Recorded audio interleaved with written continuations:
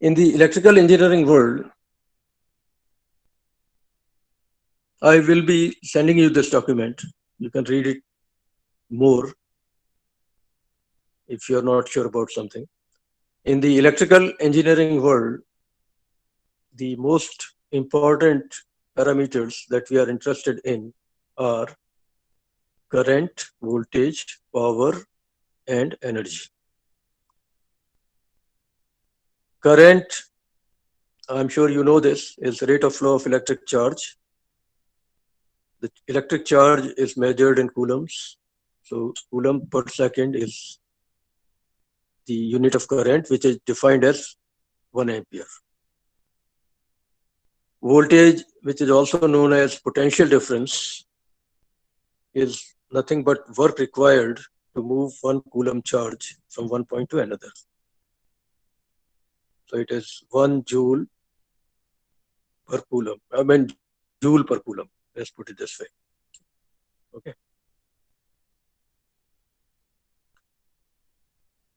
Power is a concept which is common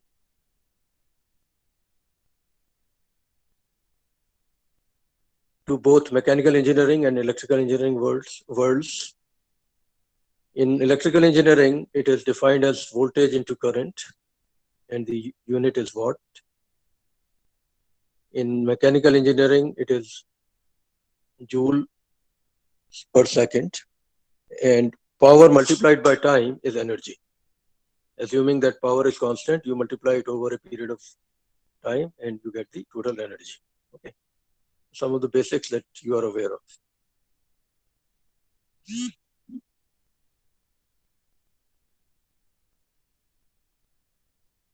There's a small problem posed and solved. Show that the two definitions of power, P equal to VI and P equal to joule per second. P is power in watts. Let's show that these two definitions are equivalent to each other. If you start with voltage multiplied by current, voltage is nothing but energy, which is work per unit charge, and current is charge divided by time. So if you multiply this, charge cancels out, you get energy divided by time, which is power. So voltage into current is actually power. Simple exercise. Other thing you need to note down or need to be clear about is that there are two types of quantities, DC and AC, direct current and alternating current. DC obviously doesn't change with time, AC does change with time. Alternating voltages and alternating currents are the correct words, but people generally call alternating voltage as AC voltage, which is fine. Similarly, DC voltage essentially means direct voltage, voltage which is not changing with time.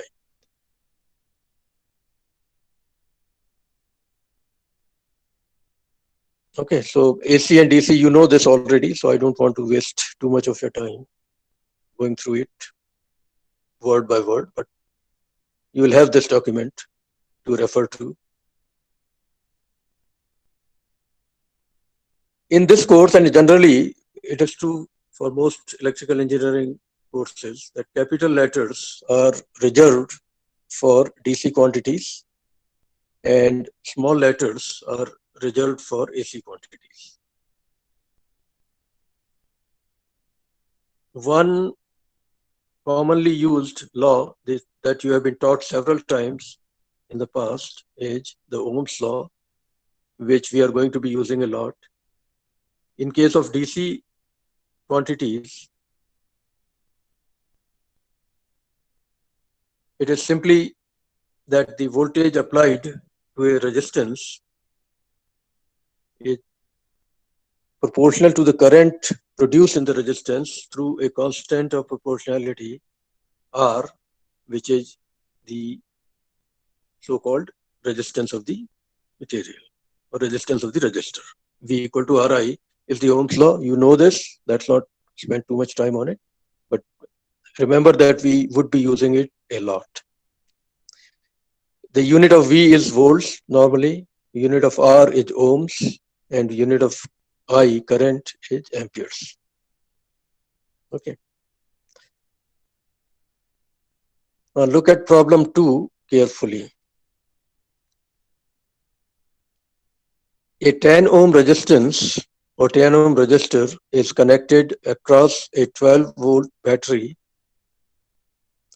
How much energy would be consumed over a period of 45 minutes?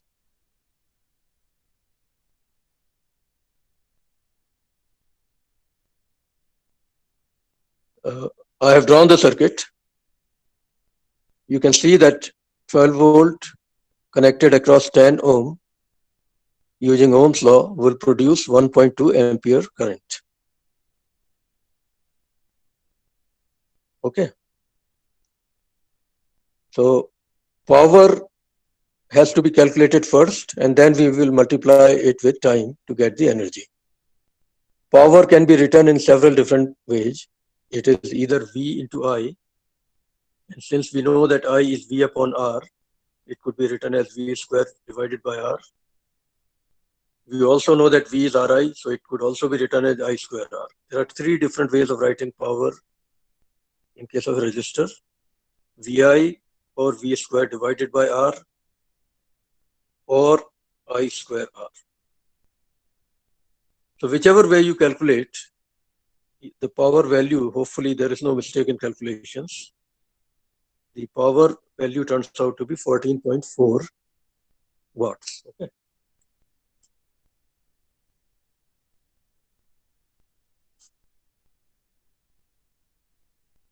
Now,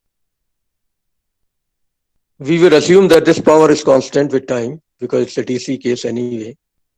So if you want to get the energy, you multiply this power by time. And time given is 45 minutes. So we will convert that into seconds. That gives us 45 multiplied by 60. And you multiply that by power to get the total energy in joules. You can verify my calculations. If there is a mistake, we'll correct it. Now, I've written the answer in kilojoules. Kilo means this value 38.88 multiplied by 10 to the power 3. Okay. Another unit which is commonly used for energy is kilowatt hour. To calculate the same answer in kilowatt hour, what you'll do is you'll convert the power into kilowatts, time in hours, and multiply the two. So power is 14.4 watts. In kilowatts, it will become 0. This is problem 3 actually. Repeat problem 2, but express the answer in kilowatt hour. So power is 14.4 divided by 1000 kilowatts, which is 0.0144 kilowatt. Time is 45 minutes.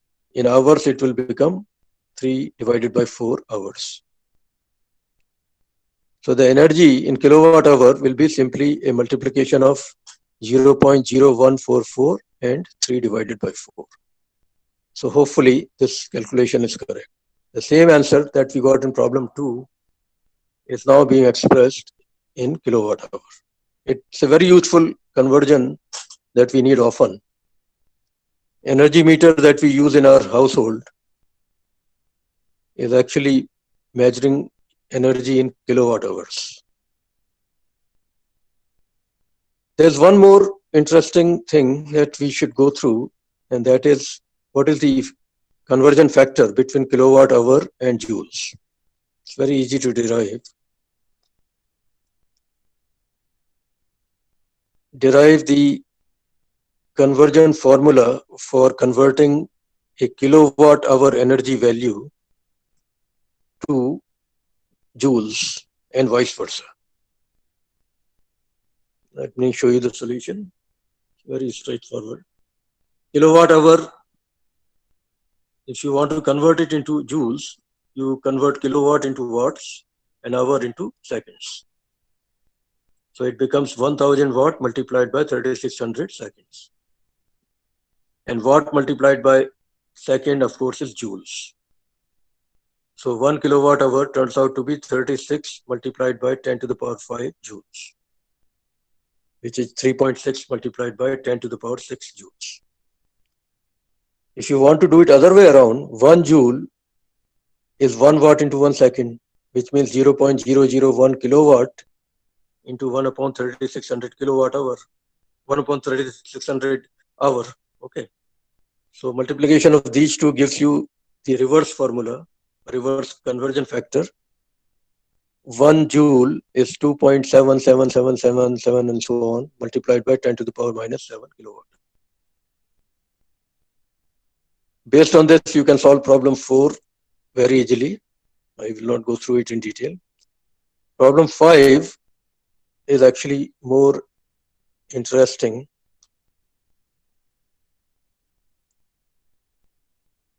A 200 volt DC source is feeding a 78 ohm resistor. Calculate the energy consumed in the resistor over a 2-hour period.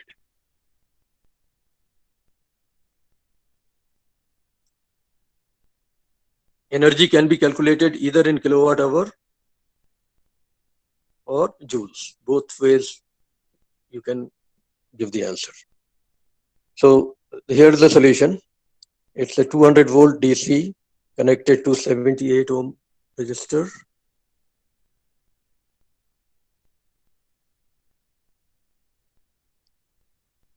So what I have done is I have calculated the current, which is 200 divided by 78 amperes, and which is approximately 2.5641 amperes. Double check all my calculations. Okay, if there is a problem, we'll correct it.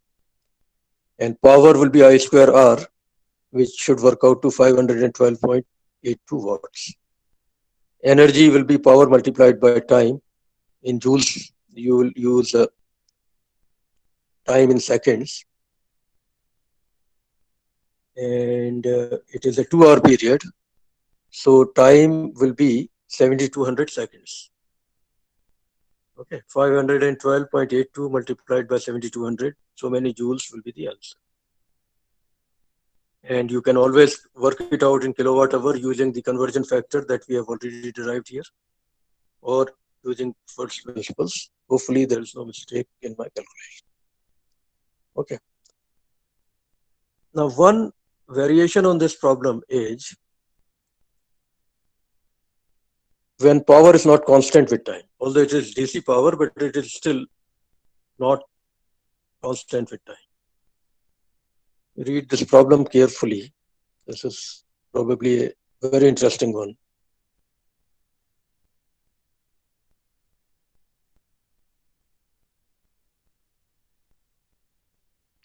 A 200 volt DC source is connected to a 78 ohm resistor through a single pole, single throw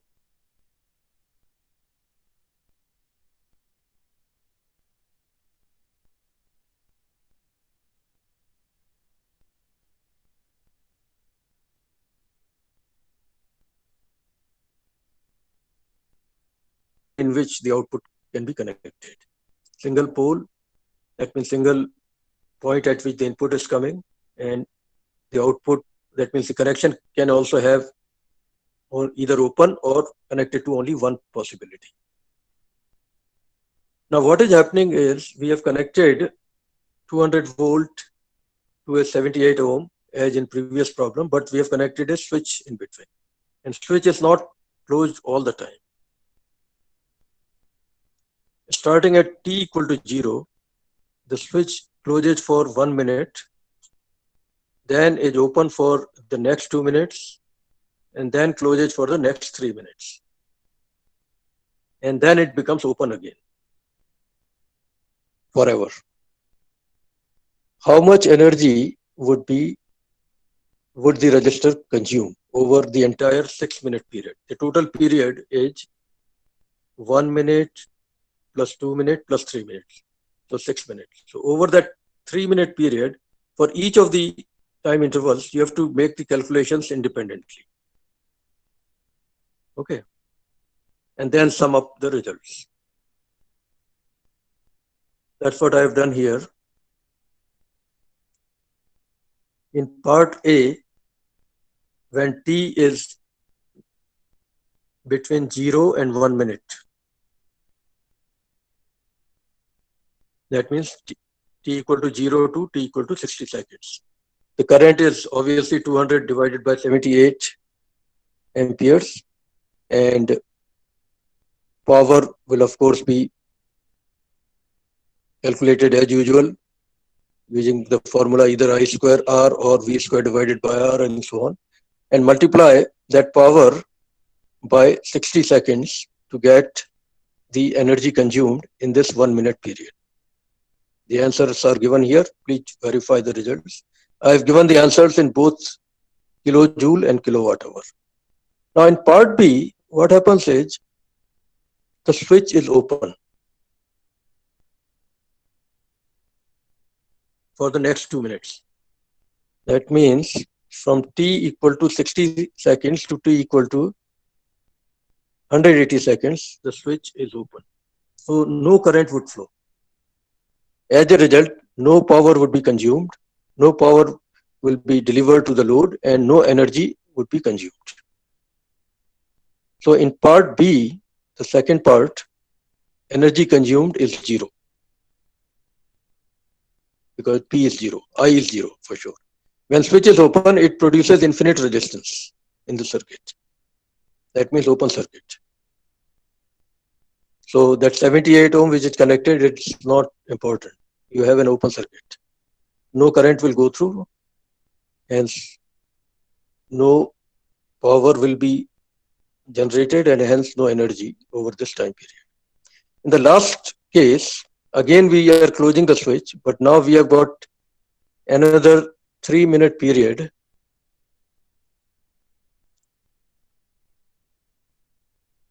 And the same story, you calculate the power, multiply it by 180 seconds to get the energy. Now you basically sum up the three results. The second value of energy is of course 0. And you get the total energy consumed in kilojoules, or you can also calculate it in kilowatt hour. I have done both, okay. So what the essential point is that energy consumption in general has to be a sum of individual energy consumptions over various time intervals in case there is a discontinuous behavior of energy. If energy is being continuously consumed, then no issue. You can have only one calculation.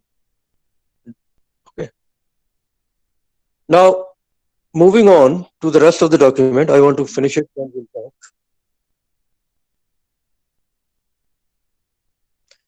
We will be using a word signal a lot in the course. It could mean current, it could mean voltage, it could mean power, it could even mean energy, depending on the context. The signal can be, in broadly speaking, either a DC signal or an AC signal. And among the AC signals, again, there are two possibilities. One is that the signal repeats itself after a certain time interval.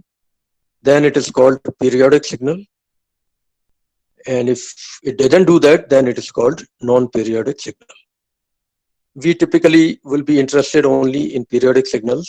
All the voltages and currents that we deal with are normally periodic signals. They repeat their values after a certain time interval, which is known as the time period of the signal. Remember, it can be voltage, it can be current, it can be power and energy too. But all of them will have periodicity. That means they'll repeat values after a certain time period.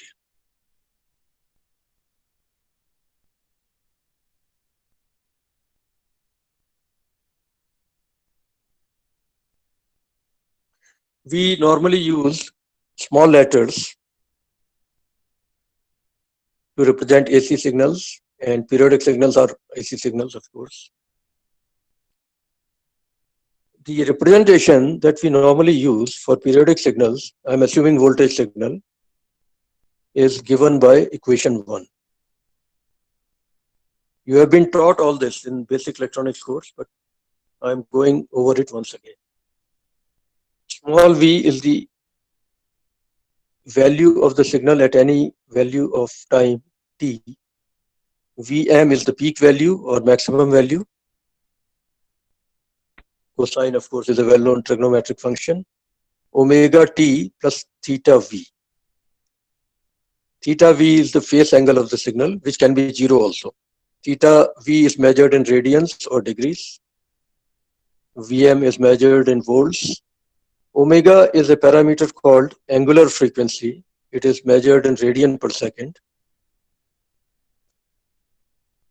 It is defined as 2 pi divided by the time period of the signal.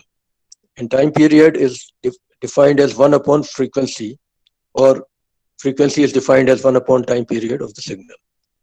The voltage signal that we get in our homes, in our labs, everywhere, has a frequency of 50 cycles per second, 50 hertz. So time period is 1 upon 50 seconds, which is 0.02 seconds. And omega for that will be 2 pi multiplied by 50 radian per second. Okay. So these are the formulas that we'll be needing a lot. Omega equal to 2 pi f, or omega equal to 2 pi divided by t. That is how angular frequency is calculated from the normal frequency, which conventional frequency, which is f. Okay. Now remember that this is equation 1 is a very general representation. Okay. Depending on theta v value, it will have different behaviors. For instance, if you put theta v equal to 0, you will simply get Vt equal to Vm cos omega t. If you put theta v equal to minus pi by 2, that means minus 90 degrees, you can work it out that it will become Vm sin omega t. For other values, it will have different behavior. I've tried to show the behavior of a voltage signal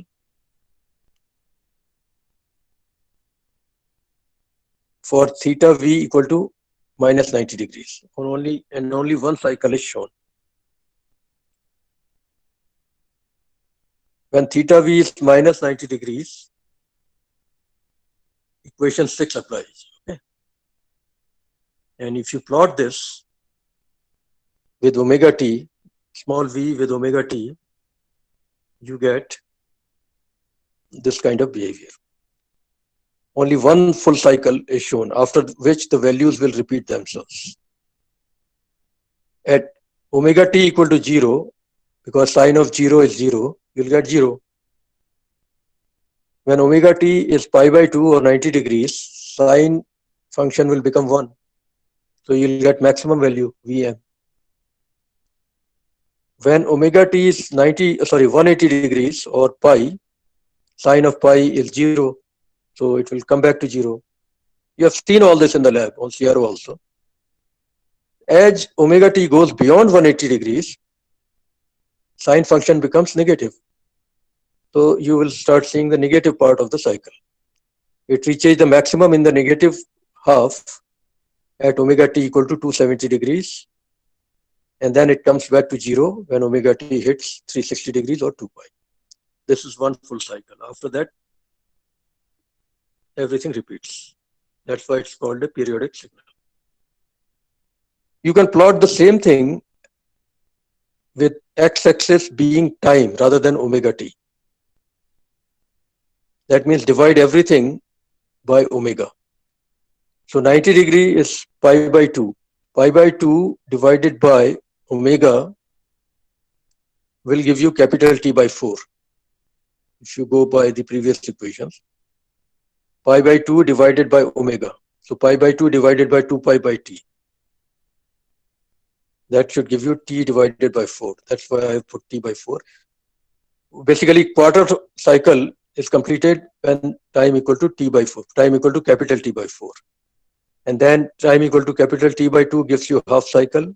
Then time equal to 3 capital T by 4 gives you 3/4 cycle. And when time becomes capital T, you get the full cycle completed. In this case also, I'm assuming theta v equal to minus pi by 2. Current also can be represented in a similar manner. The basic form is identical. Only thing is now we talk Im instead of Vm. Okay. So let me run through it once again. And then I'm going to close this document. Basically, what we did was we went through some basic definitions: voltage, current, power, energy. We saw that there are two different units in which energy can be measured. One of them is kilowatt hour, the other is joule, and we figured out their interrelationships. You will be getting this document, so go through it carefully. Then we saw that there is something called Ohm's law, which is used to calculate the power consumed in a resistor when a certain voltage is applied to the resistor, and power multiplied by time can give you energy. So we went through some sample calculations on that. Then we went to AC signals, and I showed you, in fact, before that I showed you the classification of signals, which can be DC or AC. And among AC signals, they can be periodic or non-periodic, although we would normally be talking periodic signals only. And a signal can be a voltage, a current, a power, or even an energy. Okay. Then this formula, equation 1, is a very general representation of a time-varying periodic voltage. Various parameters. We'll be revisiting these anyway in other context. Okay. So voltage and current can be represented using virtually the same kind of representation. In case of current, you write Im cos omega t plus theta I. Here phase shift has a suffix I because I am talking about phase shift in the current signal. Whereas in the equation 1, the phase shift had a suffix called suffix V because it was a voltage signal. Okay. So let me stop this document, and if time permits, I'll start another one.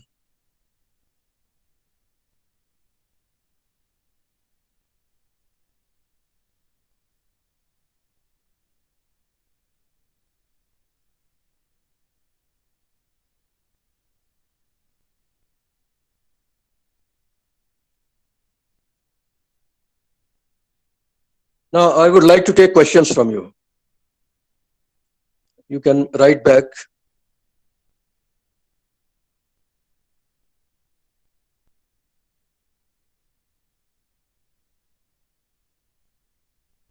Okay.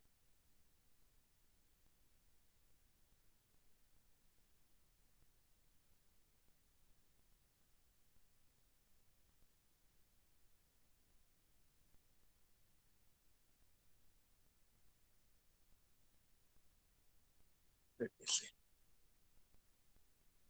Yes, I will be sharing notes in the classroom as well as in the WhatsApp group. And please feel free to contact me 24/7 because online mode is not easy for any of us, you know. You are welcome to talk to me through WhatsApp, through email, through Google Classroom 24/7. I'll try my best to respond to you anytime. Okay? Yeah, I'm trying. Recording is being done right now, but let me see if I can get access to it. Yes, if I get access to it, I'll share that also. Okay. But my written notes will also be equally good. But I'm being recorded, I know. Hopefully, I'll get the link from somewhere, and then I'll share it with you. But more important thing is our interaction outside the classroom. That is even more important. Yes, I'll share the notes. Definitely. And please double check all my calculations because, you know, it can happen that in a hurry I made some calculation mistakes. If that happens, I'll revise my written notes. Okay. Now, since there is some more time left, let me share another document, although I don't think I'll be able to complete it today. But let me get started.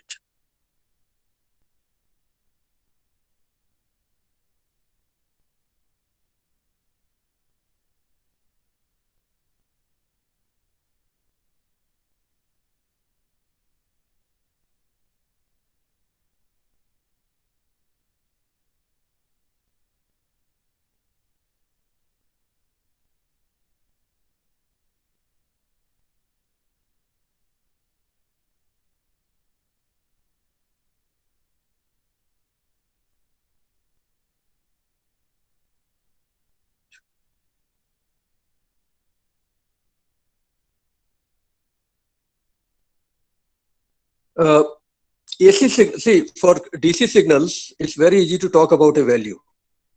A 10 volt is a 10 volt. A 1 ampere value is a 1 ampere value. Okay.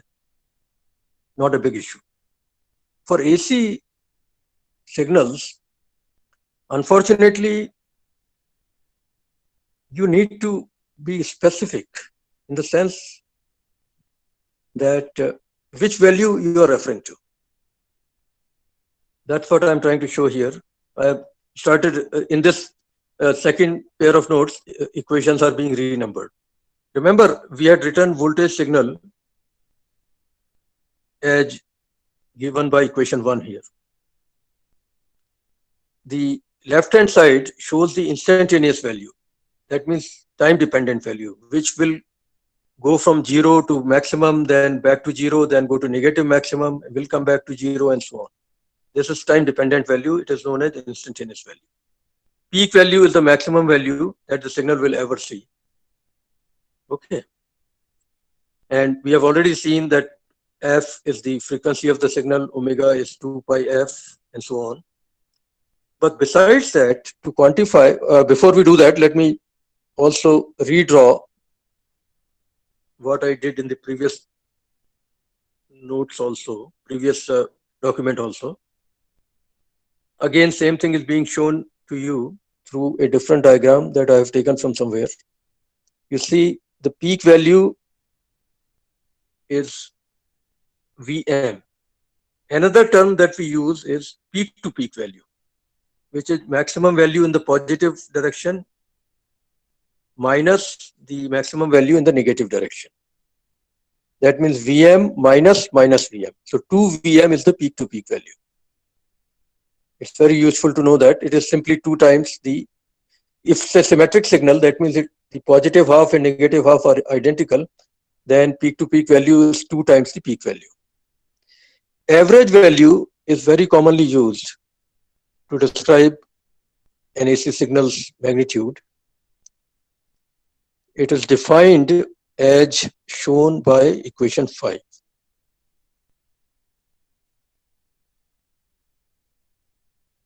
Average value is represented by a capital letter V, and the suffix given is DC or AVG. Both are used. It is defined as 1 upon capital T. Capital T is the time period. 1 upon capital T, an integral of the instantaneous value Vt given here over a full cycle. That's how it is defined. Now, for this particular case where I have represented Vt as equation 1,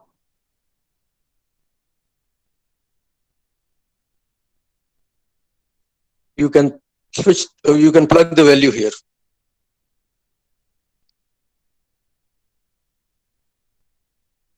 Integral of Vm cos omega t plus theta v with respect to t. Vm is a constant, it will come out. Integral of cosine is a sine function. And since it is sine of omega t,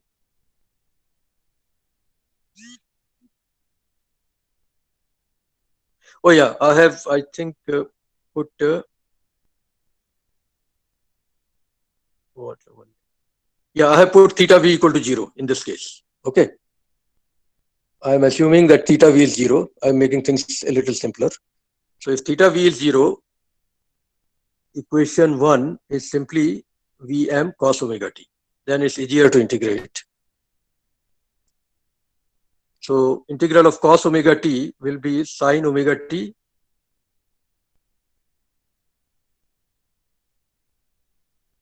No, sorry, I think I'm making a mistake. What I have done is, actually, no, I'm sorry, I'm using theta v equal to minus pi by 2. Yes. I have put, sorry, my mistake. Theta v is minus pi by 2. That's a specific case that I'm taking. So if I put theta v equal to minus pi by 2, I'll get sine omega t. And that is what I'm doing here. Sorry, I got mixed up. So if I use that,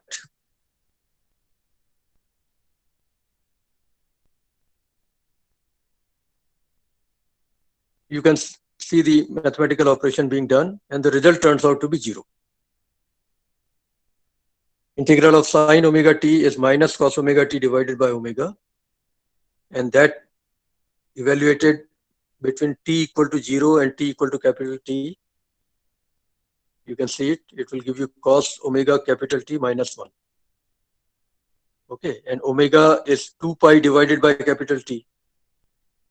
So cos omega t becomes cos 2 pi. Okay, which is cos 0, which is 1. So 1 minus 1 is 0. So the average value, it turns out to be 0. Specifically, if I use this example where theta v is minus pi by 2. In fact, you can show it to your own satisfaction that even if I choose theta v as some other value, the average value would still turn out to be 0. I think I've shown that later, but right now, let me tell you that even if theta v is other than minus pi by 2, the average value will still turn out to be 0. Okay. Now for current also, we similarly define in an average value IDC, which is 1 upon capital T, integral 0 to capital T of small it dt. Okay. Now look at problem 1. And I think after that we'll stop. Problem 1. Calculate the average value over a full cycle of the following signals. Signal A is small I t equal to Im cos omega t plus theta I. Here I'm not giving you theta I. It can be any value. Signal B is a voltage signal, which is Vm cos omega t plus theta V. Now follow the mathematics in case of first signal. 1 upon capital T, 0 to T, Im cos omega t plus theta I dt. Im is a constant, it will come out. Integral of cos is minus sine. So minus sine omega t plus theta I divided by omega, obviously, because you have to divide by differentiation of omega t plus theta I, which is omega. Okay. And you evaluate the values between 0 and capital T, remembering that omega capital T, omega multiplied by capital T is 2 pi. So you get sine of 2 pi plus theta I minus sine of theta I within the brackets. As a result, in this case also, the answer is 0. And for second signal also, you can work out in a similar manner that the answer will turn out to be 0. So average value in a way is meaningless. It gives you 0, especially if the signals positive half and negative half are identical. But in case that is not true, then average value can give you a non-zero answer.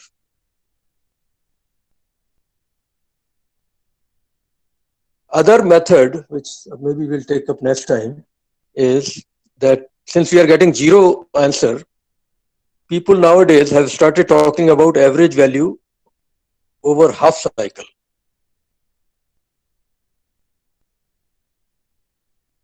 And the way it is defined, look at this problem 2 carefully. For the signals given in problem 1, that means both of these signals, and we'll continue this next time. For both of these signals, calculate, assuming theta v equal to theta I equal to minus 90 degrees, calculate the average value over a half cycle. In A, it is Im cos omega t minus 90 degrees, which is obviously Im sin omega t. The average value over half cycle is defined as 1 upon t by 2, not t. So that means 2 divided by capital T, and integral between 0 and t by 2 of pi t dt. And this calculation gives you a non-zero answer. Twice Im divided by pi. So in many books nowadays, they are talking about average value of a sinusoidal signal or cosinusoidal signal over half cycle, which gives you a non-zero answer. Okay, and for the second signal also, you should be able to work out the answer, which will turn out to be 0. This document has other definitions of values of AC signals, which I'm going to take up next time. The most important one is the RMS value or effective value, which is what we typically use in real life. Okay. So I think today I am going to stop here, and I'll send you the documents, and we will always be willing to chat offline as well. Okay. Okay. So let me stop here. Give me 1 minute.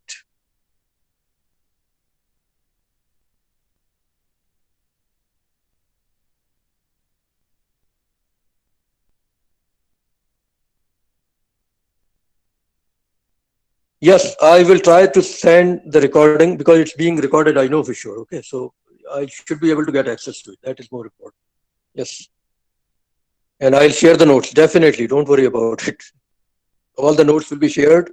Please take assignments seriously. They will be very easy, by the way. Okay. Assignments will not be difficult. But you should submit them on time so that you get your 15% weightage full. I would love to give you full marks if you submit on time. Timely submission is important. Okay. Yes, all the notes will be shared. Assignment 1 will not be ready right now. It will be ready probably after we have done 3 or 4 lectures. Okay. So let me stop here today. Thank you very much. Hopefully we will be able to improve this online experience more and more as I get feedback from you. Thanks a lot. See you day after tomorrow.